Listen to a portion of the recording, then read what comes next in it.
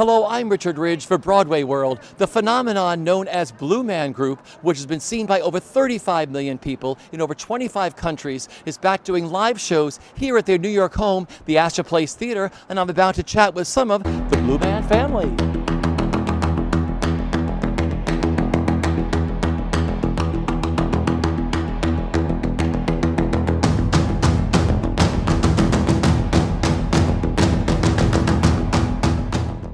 Wes, this is so great to be standing here on this stage at the Astor Place. I mean, I see you still got some blue on, right? I do. It's not always the easiest thing to get off, and at the end of the night, you get tired of scrubbing your face, and you're like, you know what?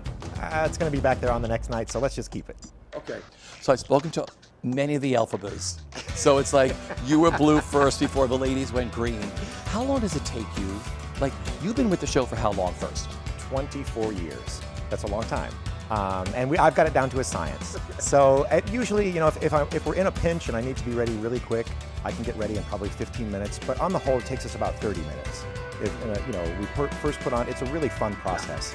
You put on a bald cap and then you put the blue all over your face and you sort of see your distinguishing features disappear and you sort of see yourself kind of become a blue man right before your very eyes. It's a lot of fun. So has the amount of time to become blue changed over those many years? Oh yes. Started out, taking about an hour, and now I've got it down to about 15 minutes. Okay, so when do you start to see the blue man creeping around the corner? Like when you're putting your, Yeah, well, sometimes I have a lot of fun with it. Sometimes I'll just cover half of my face, and then so you have like, Harvey Two-Faced, Blue Man Two-Faced. It's really fun. And yeah, sometimes I'll just do like a blue mustache and just do a goatee to start off with. And as you go, about 3/4 of the way through, you start to really see the blue man come through. I love that. So how excited are you? You're back, live performances here at the Astor Place. I mean, what do you remember about that first performance backstage?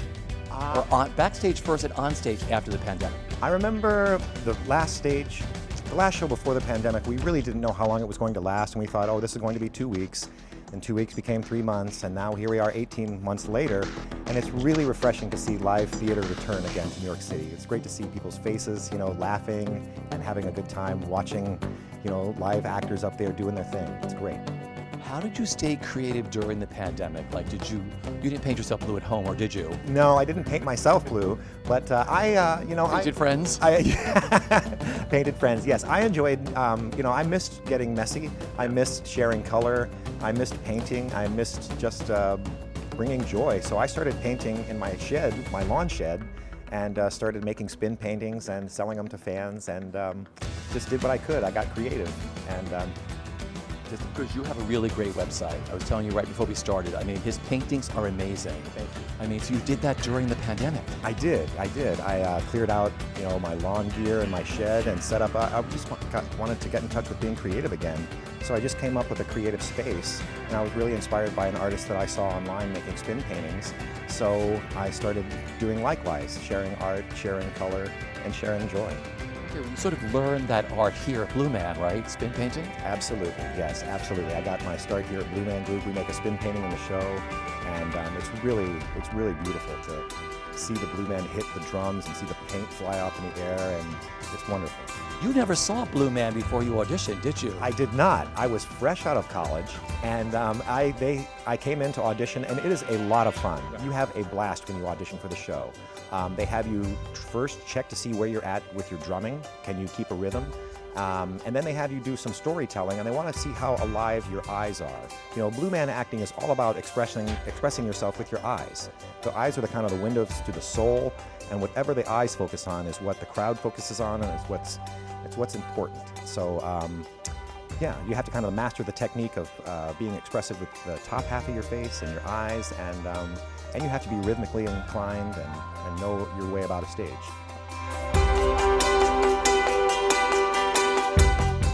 What's also great about Blue Man is you're introducing young kids or anybody of any age maybe seeing theater for the very first time, and they're like, oh, this is what this world is like.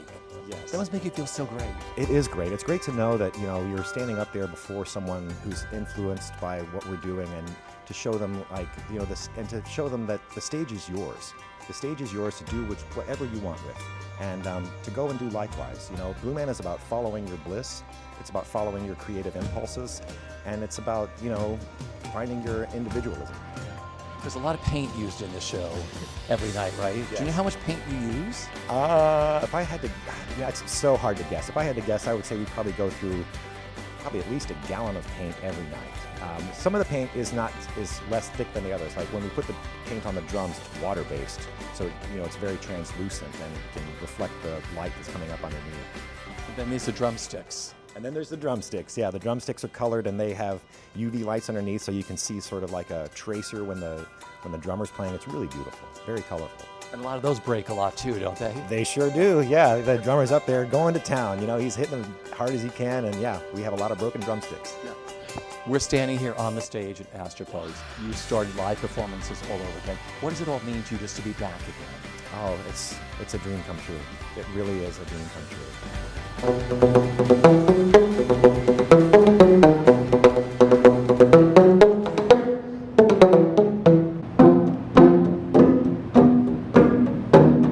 Yes!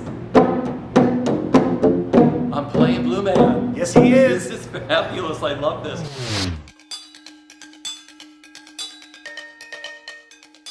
You wear lots of hats. Yes. At Blue Man. So how many hats do you wear?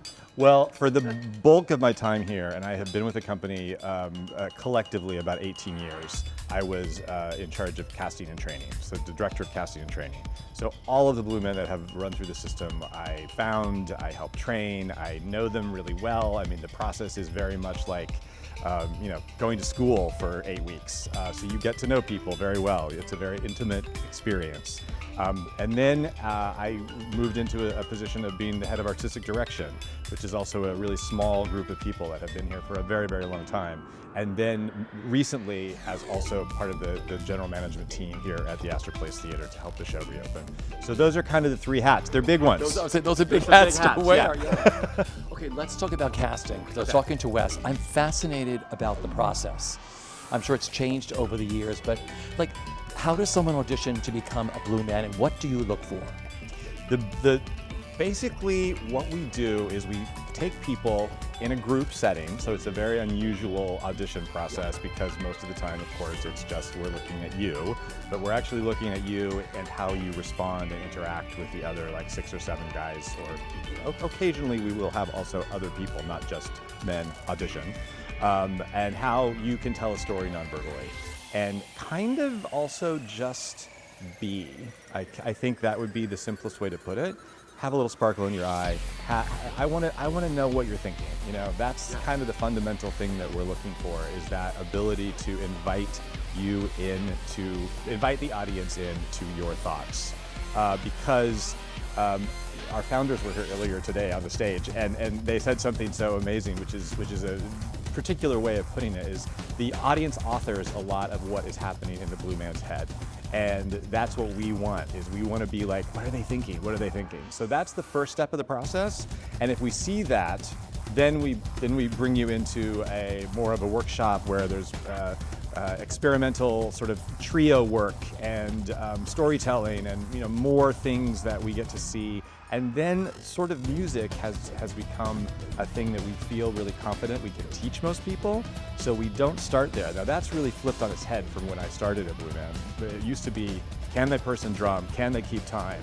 And then it would go into that next phase. And we, as of around 2010, we sort of flipped that on its head and started looking more for the person first and the musician later. Why do you think it's such universally loved, this show? It is impossible to, it is one of the things that I think about so much, because when I saw the show for the first time, I think in '95, I had just graduated from college in Kansas. I was like, what is this thing? And I understood where it was coming from in terms of La Mama and downtown and all of these sort of avant-garde places. And to see now that it does have this appeal, which is incredibly wide and can really, it's rare that you get someone who doesn't enjoy Blue Man Group. Yeah. And to think about where that started, I don't know. I don't know what that formula is. I don't think any of us do truly understand it, Yeah. Do you ever play this? A little bit, like a while ago. I can't, I learned the left part, which is sort of the easier drumming part, or the easier PVC part, but that was probably in 2012. I haven't done it since. But you know what to look for people to be cast in this, right? Oh, yeah. I'm tempting you to go blue. No. Can't do it. I want to go back behind that curtain. What's back there? So back there is some of the secrets, actually. So yeah, we can. So Broadway World, here are some secrets for Blue Man. Here we go. We don't have a whole lot of space. Yeah, in no, this theater. totally, yeah. Everything is very. So we have an economy of storage. Oh, this is beautiful. Behind the scenes, here we go. This is the video station here. Here we have the drum bone. It's an instrument that gets played during the show. And then we have some props that get used during the show hanging back here as storage. They are usually set in various places on stage before we start the show. Part of my job is to make sure that they're where they're supposed to be before we start the show. We actually, the show updates occasionally, and so this is actually a remnant of something that is no longer in the show. After a couple weeks, we put something else in the show instead. And so those props are hanging in other places. What I love is it's also got the tape on in case someone is to bump into it. Right, exactly. Well, Yeah, but it sits here. It's so new that we haven't gotten this thing removed yet. So, This is great. so here for the drum bone are the sticks. So these are what they use, and we see that, you know, for those that like to have a little bit more grip, we got some grip tape. For those that like to have a, you know, more gentle feel, they'll use these other sticks. I love this. These are all makeup stations, and they're for specific roles. So this will be where the guy who's generally on stage right will have his touch-ups happen, and then left and center over there, we do have a big green trash can. That's a secret, right? I mean, it's a thing that we turn into an instrument and a prop during the show. There tends to be a lot of that, finding musical or unconventional ways to use things that otherwise look pretty mundane. And then over here, Right, over here we have our different types of paint drumsticks and Doppler drumsticks. Some of them are allowed. Well, so we have a differentiation between which ones have been used, the wet sticks, and which ones are dry, the dry sticks. And we try not to get the dry sticks wet unless we have to, obviously. And then we have our scrim drumming sticks, which is for the very top of the show when they're actually playing in shadow. And then the Doppler drumsticks, which add some accents during the big musical number, Klein. now a lot of these break, don't they? There's a lot of drumstick breakage at Blue Man. So the thing about their drumming is that it's not subtle. It's not jazz. There's no brushes, and they really go for it. So there's plenty. Yeah, we go through some sticks. So a lot of paint and a lot of drumsticks. Yeah, a lot of paint, a lot of drumsticks, definitely. I'm fascinated by that instrument. Yes, yeah. So that's not the shape that it's normally in, and it starts out in two pieces. One of them is on stage, and it looks like it's part of the PVC instrument, and it gets discovered. And the other piece gets brought out right after we talk about plumbing getting backed up. So we leave the audience to, the audience's imagination to what might happen once we disturb that plumbing. And then it gets assembled on stage during the musical piece. And you see it's called the drum bone because it acts like a drum because you hit it, and a trombone because there's sliders. I love how many instruments Blue Man has come up with. Yeah, well, I mean that's the point of like finding the musical, the joy, the unconventional in things that are otherwise pretty simple. One of the things that draws me to the show is that it can be enjoyed on so many different levels. Like if you want to look at it as just a rock show and just come for the music and the paint and the drumsticks, that's there for you in abundance. But if you want to come and also get a little bit of commentary about technology and art and connection and how we're doing as people, like communicating with each other as observed by these three aliens, like that's also there for you. You can be as deep with it as you want to, and it's fun regardless. We're thrilled you're back. Thank you so much for doing this today. Really great. Welcome back.